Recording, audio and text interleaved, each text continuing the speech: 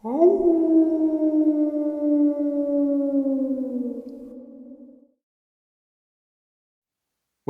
greetings and salutations, everyone. Welcome back to today's paranormal side of the channel. Before we get into today's upload, a couple links. As you know, I rely on Patreon, PayPal, and my merch to help the channel to continue to grow and go. The links to Patreon and PayPal are in the description below, my merch displayed directly under this video. Also, Dogman Frightening Encounters, Volume 1, 2, and 3, the audiobook versions. They were written and researched by Tom Lyons, narrated and produced by me, Jeffrey Nadolny. Those audiobooks are available on Audible, Amazon, and iTunes, the links to which are also in the description as well. Now, everyone, I have taken far too much of your time. Let's take a walk on the paranormal side. Shall we? Today's first experience on the paranormal side. My experiences with the supernatural are many. I could tell you all of my experiences for hours. I'll share 3 of them with you right now. I have been able to see and hear them my entire life, and so has my brother, who we'll call John. The house we grew up in was a hotbed for demonic activity. My earliest memory of seeing a demon was when I was 4 years old. I'd been sitting at the kitchen table in my childhood home, eating a bowl of cereal for breakfast, while my mother was doing her hair in the bathroom. I heard footsteps coming toward me from the kitchen. When I turned to look, a hooded shadow figure was standing in front of the refrigerator, and I could feel it looking at me. It called itself Shiverman, and when it started to move closer to me, I ran past it into the bathroom with my mom. I slammed the door and locked it. I was utterly terrified when I crawled up on the toilet as my mom was asking what was wrong. "Don't open the door, Mom. The Shiverman is out there and he's going to get me." She chalked it up to an overactive imagination, and when she unlocked and opened the door, the Shiverman stepped into the room. His long, bony fingers stretched out toward me. I backed as far away from him as I could on the toilet, which wasn't that far. I shivered when he touched me, and he disappeared into thin air. Some entities stayed in mine and my parents' closet, and I would see them come out at night. I don't know whether it was the same and it just moved closets when I was in the room or if they were separate. But when I got older, I asked my friends when they came over if they felt strange when they went into my closet. And every one of them said they always felt like something was in there with them that wanted them out. For whatever reason, I slept with my walk-in closet door wide open until I was 9 years old. The doors on mine and my parents' closet never stayed closed because the part that held them closed in the door frame had been painted over. One night, I had looked at my closet and suddenly a huge demon stepped out. I couldn't see its facial features, thank the Lord, but its silhouette was very clear. It had horns on the top of its huge round head, a fork in one hand and a knife in the other, and a napkin tied around its neck. As it started to walk toward my bed, I gauged the distance between it and me and the door, trying to figure out if I could make it past so I could get to my parents' room. I finally decided to take the chance, and I bolted from my bed and down the hall to my mom. She let me crawl into the bed with her, but I wasn't going to get any reprieve. When I looked to the corner of her room, where her closet was, another demon slipped through the crack in the door. This one was much slimmer. It was probably the Shiverman because it was slim and hooded, just like when he was 5 years prior. When it pointed at me, a swarm of smaller entities emerged from the blackness and lined up around the bed, effectively blocking me in. I wasn't going anywhere, and I didn't want to wake my mom up again. I was scared that she would get upset if I woke her up again. I had no idea what to do with these things at that age, so I buried my head under the covers and pressed up against my mom, and eventually passed out from exhaustion. The next morning, we went over to my grandmother's for breakfast because one of my aunts and uncles were visiting with their kids, and we didn't get to see them often. I sat at the table pushing my food around on the plate, trying to make sense of the night before. When my family asked me what was wrong, I told them. They all laughed and said I was crazy, and I knew I was on my own. I thought I was the only one who could see these things, that no one would ever help me, and no one would understand. 3 years later, I learned otherwise. I'd been at my friend's house to play after church when I was 12. For privacy, I'll call her Allie. I remember sitting in her room talking about demons and what to do if you ever have an encounter with one. I had no idea how we ended up on the subject, but it saved my little brother, who was 10, that night. Allie told me that if you ever saw a demon, all I had to do was say, "Get out in the name of God," and it would leave. Later, when I had washed up for bed at home, I had just started to go upstairs to my room when John opened his door and asked if he could talk to me. His was the only bedroom on the main floor. The living room was to the right if you stood facing out the door, and the bathroom was right around the corner to the left. He usually always slept with his bedroom door wide open. There was an extra mattress on the floor from sleepover he had with his friends that weekend before, and he had been sleeping on it instead of his bed. I promise those details will be important. He closed the door behind us, and we sat down on the bed. "I need to tell you something, but you can't tell Mom and Dad because they'll think I'm crazy," he begged, and I promised that I would not. "I know you can see things, so I know you won't think I'm crazy. The last few days I've been seeing something following me," he said. "Whenever I get up at night to go to the bathroom or get a drink of water, I see a big black dog with glowing red eyes come out of the living room and follow me back to my room." I knew my eyes were bugged out as I recalled what Allie and I had talked about earlier that day, and I swallowed thickly. Okay. I started carefully considering my next words. No matter how I put it, I knew what I was going to tell him would absolutely terrify him. "John, I don't want to scare you, but I think you're seeing a demon." He started to cry, of course. We were only 10 and 12. How are two kids who can see demons supposed to feel when everyone in their family thinks they're insane? John had seen what happened to me when I tried to tell our family what I could see, so he kept his gift to himself. I took his hand into mine. "Look at me, okay? Allie told me today what to do if we ever see a demon. If it comes back tonight, I want you to say, 'In the name of God, get out.' God will protect you, John. He's not going to let anything bad happen to you." I should have stayed with him. I don't know why I didn't. But he told me what happened the next morning. It came back, he said, but I could see that he felt empowered. I slept on a mattress on the floor instead of my bed, and when I woke up, because I had to go to the bathroom, the dog was already standing in my room, snarling and staring at me. I did what you said, and I told him to get out in the name of God, and it turned around with its tail between its legs and walked away and disappeared. He threw his arms around me. "Thank you for telling me what you did." John never saw it again. I don't know if it was a hellhound or just a demon manifesting as a giant black dog with glowing red eyes. A few years ago, when I was telling that story to a friend, he told me that his mom had seen the same kind of dog when she was in high school. She was babysitting for someone and watching TV after putting the kids to bed. She had turned out all of the lights, so the only light in the room was a semicircle from the TV. Suddenly, she felt very uneasy. When she turned to look behind her, she saw a big black dog with red eyes pacing behind the couch, growling and trying to figure out how to get closer to her without touching the light.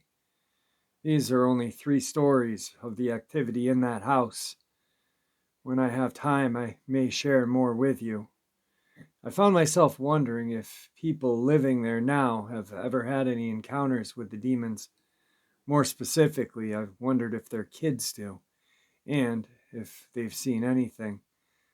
I worry that they'll end up feeling like my brother and I did, like no one in the world would believe them. Today's second and third paranormal activity will be a Robert the Doll experiences. Now, if you don't know who Robert the Doll is, Google Robert the Doll. It is a doll that is very much like the Annabelle doll, but actually, I would say much more cursed or not haunted, but uh, God, possessed. It is actually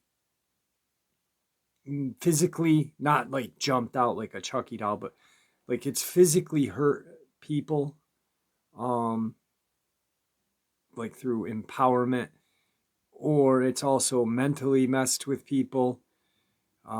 It's actually a very ugly doll. And I guess someone was in the museum where the doll is and said that, and something happened to the person that actually said that. But here are two encounters with Robert the doll. Today's second paranormal experience. First, Robert the doll experience. Back in 2017, I was 14. I went to Florida with my family for 3 weeks of beaches, pools, restaurants, and local food. And one evening, I was on YouTube. I was watching a video of Squeezy, my favorite YouTuber at the time. And in this video, he was telling of a well-known story of Robert the doll. The story begins at the turn of last century, when an African maid of the Odo family, a rich Floridian aristocrat, gives the doll to their son, Robert. From the beginning, Robert falls in love with his doll and never leaves it, so much so that he changes his name from Eugene in order to name the doll by his real name. But legends quickly circulate about this doll. It is said that the maid practiced voodoo magic and bewitched the doll to harm the family. Some of the family's guests ran out of the Otto's house, swearing that the doll had tried to strangle them. Eugene's parents discovered bruises and burn marks on the child. A child who assumes himself speaking casually, chatting with Robert by alternating his child's voice and the voice of his doll, Horace, almost superhuman, almost diabolical. In short, the Robert doll scares the whole neighborhood. Sparing all of the scary details that set the context to my story, Eugene ends up dying alone with his alleged haunted doll. At the end of the video, Squeezy announces that the doll can now be seen in a museum in the United States, at the Art and Historical Museum in Key West, Florida. Stunned by this news, I looked to see if this information was true, and God, it was. I immediately told my parents, asking if we could pass through Key West on the trip. And of course, on the last 3 days, just before returning to France, we would make a diversion to Key West. So it was decided that I would meet Robert the doll on the last full day of our trip. For those of you who don't know, Key West is the southernmost city in the United States. So you have to take a highway bordered on both sides by ocean. So it is an extremely isolated pre-island. As a result, the local folklore is extremely strong, and Robert is known to all. Besides, to justify a mistake, the local children used to say Robert did it. The last day came, and with excitement, my family and I set for the museum. It was a very dilapidated and unwelcoming fort, hollowed out by time, the wind, and the sea, with seagulls eating the corpse of their siblings in the car park. We entered, and a red-headed lady in her 50s is at the reception. We talked to her to find out about the museum and incidentally to find out about Robert from the most qualified person, the museum guard. There, we didn't joke with Robert. To take a picture of him, you have to ask him and wait for his answer. Some say that a bright reflection in his black eyes means a positive answer. The lady warns us that some people weakly disrespect the doll, and it ends up sending a letter of apology to Robert at the museum so that he will end up stopping the mischief. She adds that there is a video of a man hitting Robert's glass. This man died later that day in a road accident. I, little French that I was, naively asked if I could ask Robert to take a picture of him as advised in French in a foreign language. And what I did, the lady replied, "Try it. You'll be the first." When we started the visit, my family and I were really enchanted. We were like crazy. We explored all the corners of the fort in search of Robert, apprehending all the same in our meeting. We passed old cannons, military costumes, old rusted weapons, and as we turned down the hallway, on the right, there was Robert, a turn-of-the-century doll accused of being the reason of multiple unexplained deaths in Key West, the inspiration for the Annabelle and Chucky dolls, the main subject of Squeezy's horror video. Here we are face to face. The doll is tall, sitting on a chair, and enclosed in a glass cage. Behind him, letters of apologies from multiple countries, Mexico, Germany, Qatar, all written in English, and imploring Robert to break the curse he cast on them, which dissuaded us from being impolite. I take my courage in both hands and say, "Hello, Robert, I am from France, and will be delighted to take you in picture. Could I?" In French, of course. A world's first, I took the picture of him and sent it to all my friends via Snapchat to show that I was the bravest, reckless kid in my generation. With my photo taken, we hurriedly finished our visit and returned to the hotel. The next day, the day of the big departure, we don't have breakfast because lack of time, pack our bags and climb into the car to Miami, where we'll take the plane to France in the afternoon. At 11 o'clock in the morning, we come across a Wendy's, a fast food specialized in breakfast. We stop to eat there. We sit down, order, wait, receive, eat, and pay for our order. When we finish our meal, we go back to the car, and we are shocked to find it in a really abnormal state. All of the windows are broken except the front one. There is glass inside our car as much as outside, meaning that the windows exploded and were not smashed from the outside. And more disturbing, our suitcases are intact. My headphones that were on the back seat are still in the same place as they were when I left them. We were not robbed. We were not carjacked. We weren't stolen. The windows just exploded.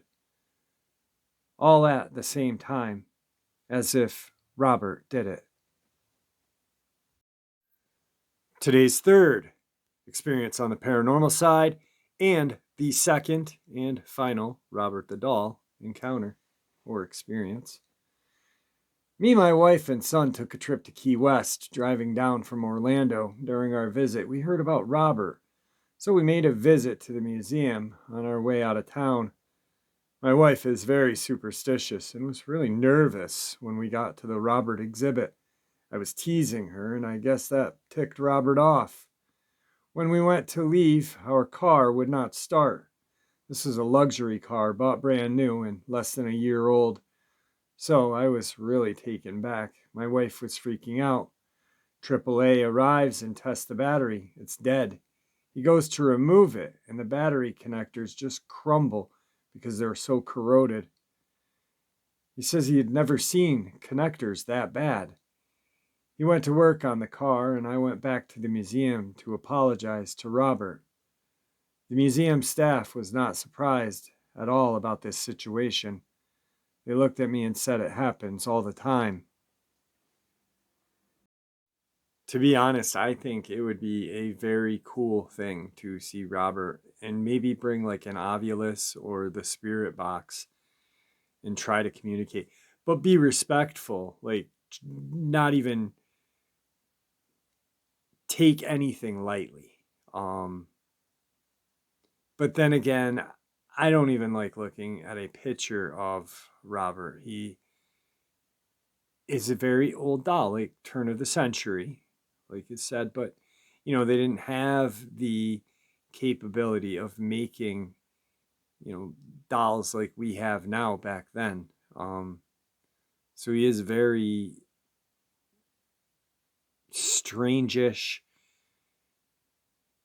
hideous looking thing. I'm serious. Google him and you'll see if you haven't. He's just absolutely, and thank God I'm not in his presence while I say this, but he is absolutely terrifyingly ugly.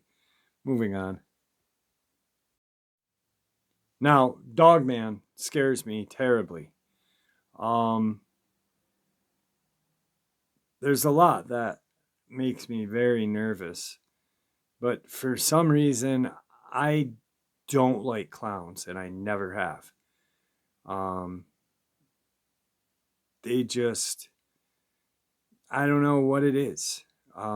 Actually, my aunt used to crochet a lot, and she'd crochet all of us kids, my cousins, her children, myself, and one other set of cousins. These clowns, they were 3 feet tall, and I had one. I hated it. It scared me. But anyway, that brings us into the fourth part of today's upload. In 2016, I was in high school. I didn't live far from the school, but it was still about an hour's walk. I was in pretty good shape back then and didn't mind the walk when my older sibling couldn't pick me up due to work. My parents were both at work as well, and I hated asking friends for rides because it just felt bummy.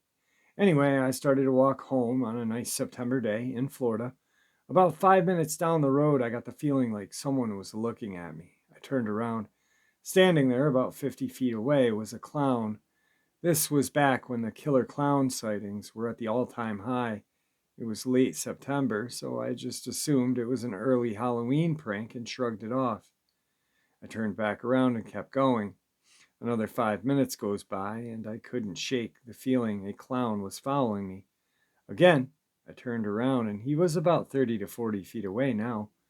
I was, needless to say, pretty nervous by now. I turned back around when I heard a snap. Next to me, just inside the brush between subdivisions, was another clown. It was clear this was not a prank anymore. Sensing I was in danger, I sprinted when the first one from behind me ran up saying, "Grab him!" The second clown chased after me as well. I could clearly hear their footsteps behind me. I scanned nearby houses and thankfully saw a police cruiser in the driveway. I got there and banged on the door until someone answered. The police officer, seeing me shaken up, looked around and saw one of the two holding a decent-sized hunting knife and told them to freeze. They both bolted, and I never heard anything about their capture. To this day, clowns still unsettle me, and I can't see a picture of any of them, whether it be a party clown or Pennywise, without thinking back to the time I almost died. Today's final experience on the paranormal side. I was like 14, so my memory's a little foggy, but I remember it like it was yesterday. Spirits and ghosts were always a joke until this moment when I legitimately felt like something had happened. So, 3 or 4 years ago, I was around 13 or 14. I was with a close friend at the time. Me and him always hung out, and I would stay the night and all that jazz, as one does when they're 13. I trusted him. His house was the kind that had the big backyard where we'd always play soccer. Now, if you're standing flush to his house looking at his backyard, there's a normal wood fence straight ahead and a normal one to the right. But to the left, there's only a 2 cinder block high little wall. He would always tell me that he saw big black figures and stuff in his neighbor's house windows and yard and porch. Meanwhile, might I add that nobody lived there at the time. I would always write it off as him jokingly saying these things to mess with me. He would describe them as about 8 feet tall black masses, just pitch black things standing there or existing there, and when he would look away, it would go away or move closer, keep that in mind. So me and him are in the backyard messing around, playing soccer, kicking the ball, eating whatever you do when you're 13. We have our goal set up with shoes against the cinder block wall. Dumb, I know. I shot a couple, they bounce off and come back. Then I hit one and it goes over the wall into the neighboring house's yard and rolls to the furthest corner of that yard. Oh my God, my friend, being him, said, "You kicked it, you get it." Willingly, I jump over the little wall and head to the ball. As I walk over, I don't know what I was thinking. I feel the only way I can describe my stomach dropping like a roller coaster. I turn my head to the neighbor's house, and standing against this wall is this massive, at least 8.5 foot black mass just there, existing. I froze. Ball in front of me, and all I could do was stare. I felt like I was holding me mentally. I wasn't focused on anything but its body entirety. Then I heard my friend tell me to hurry up, and I finally snapped out of it, grabbed the ball, and looked away for half a second. And when I looked back, it was gone. But I said, F that, and I grabbed the ball and ran as fast as I could back over. I went inside and got a drink and just didn't mention it. The next morning, I asked my friend, and he said, "Yeah, bro, I see it all the time. It never does anything but just kind of stand there." Needless to say, scared me so bad. I went home and stuffed it down inside of me. Yeah, this is the first time I've ever shared that. All right, guys. That is the end of the paranormal side of this channel. I hope you guys enjoyed it as much as I enjoyed sharing it with you. And with that, I want to thank everybody for always tuning in and your support. Please be kind to each other, and may the Great Spirit watch over all of us, and may He guide us down that path we call life. Until tomorrow, my friends. Until tomorrow.